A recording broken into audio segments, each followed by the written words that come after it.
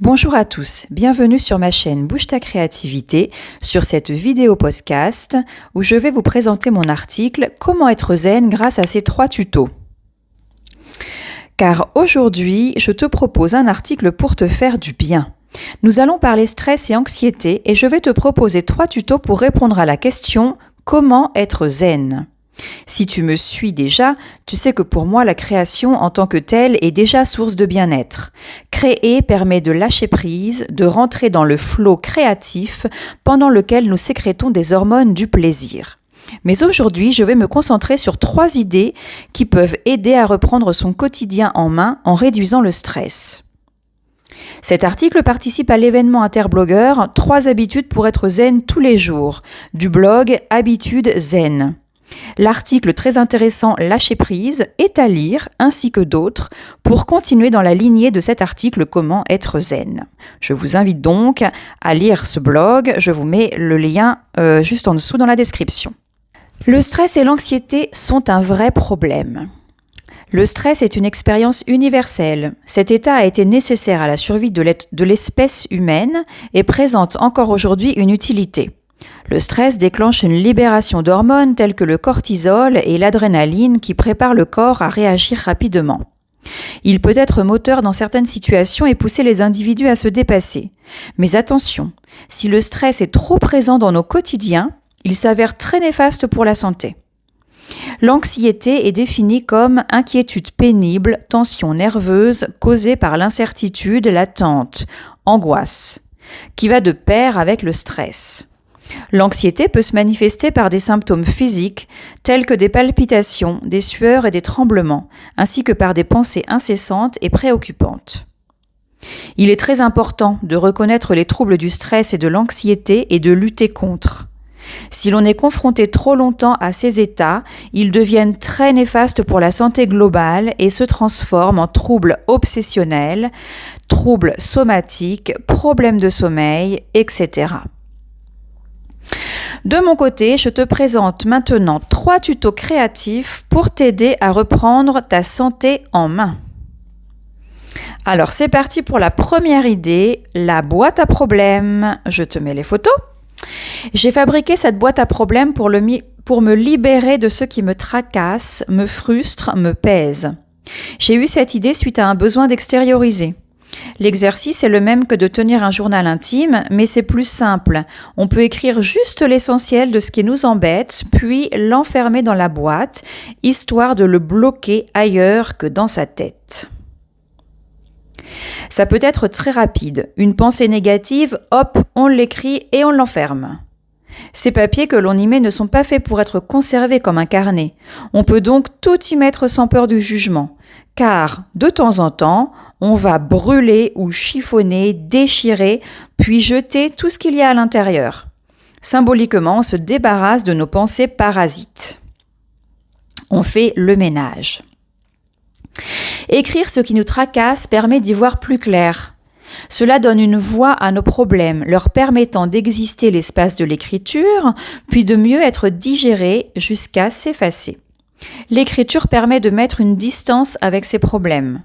Les mettre en boîte permet de les enfermer symboliquement pour qu'ils arrêtent de nous polluer.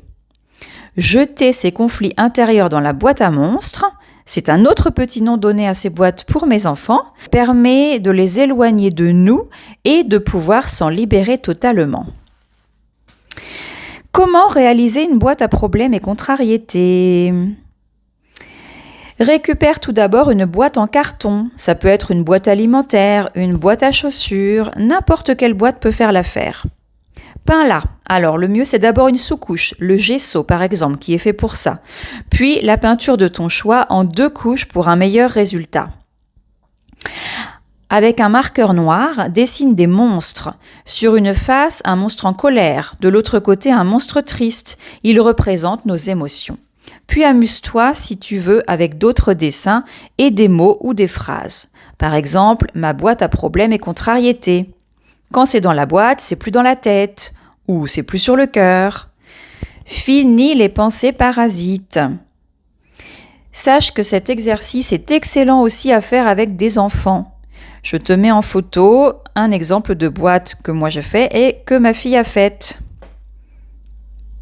Et on peut aussi très bien, dans le même style, se faire une boîte à bonheur. Pour les enfants, c'est pas mal aussi. Ça accentue tout ce qui va bien dans leur vie. C'est au choix. Deuxième idée, dessiner des mandalas. Comment être zen en dessinant des mandalas? L'utilisation des mandalas dans un contexte créatif et thérapeutique est souvent associée à la psychologie jungienne, où ils sont considérés comme des symboles de l'inconscient collectif. Ils sont effectivement utilisés en tant que méditation, expression artistique ou forme thérapeutique. Le mot mandala a ses origines dans la langue sanskrite et signifie cercle. Les mandalas sont souvent utilisés comme des symboles spirituels dans le bouddhisme, l'hindouisme et d'autres traditions spirituelles. Leur forme circulaire symbolise l'unité, l'éternité et l'harmonie. Créer un mandala implique souvent de se concentrer sur des motifs répétitifs et symétriques. Cette concentration intense peut être méditative, cherchant à calmer l'esprit et à atteindre un état de pleine conscience. Le processus de création devient une forme de méditation active. Comment faire un mandala?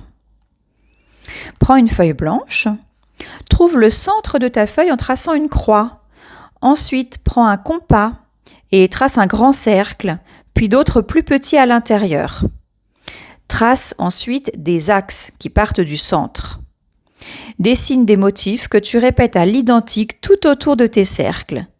Varie les motifs, cercle, spirale, point, trait, goutte d'eau, courbe, pétale, feuille, triangle, etc. Joue avec les pleins et les vides.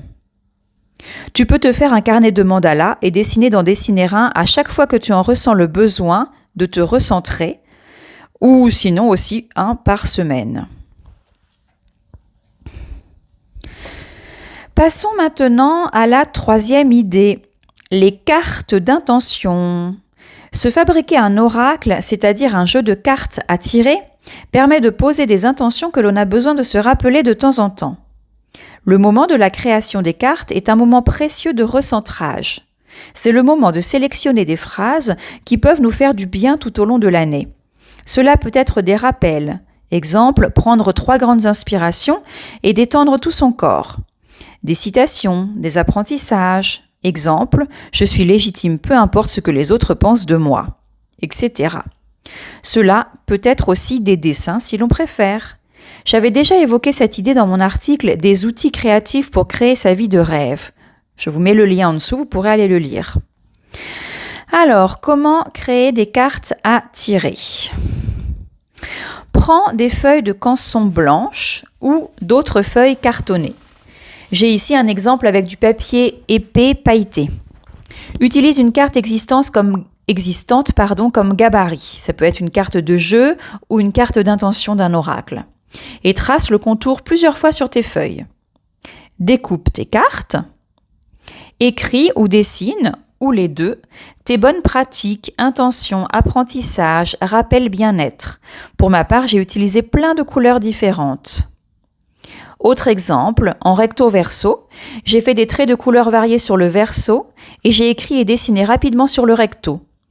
Tu peux soit y passer beaucoup de temps et profiter pleinement de ce moment, ou si tu n'as pas le temps, tu peux le faire plus rapidement. L'essentiel est que tu aies tes cartes à portée de main bientôt. Il ne te reste plus qu'à tirer une carte par jour, ou bien juste quand tu en ressens le besoin. Ton année sera très certainement beaucoup plus zen. Voilà, j'espère que ces 3 idées pour te rendre plus zen t'ont plu et surtout j'espère que tu les feras.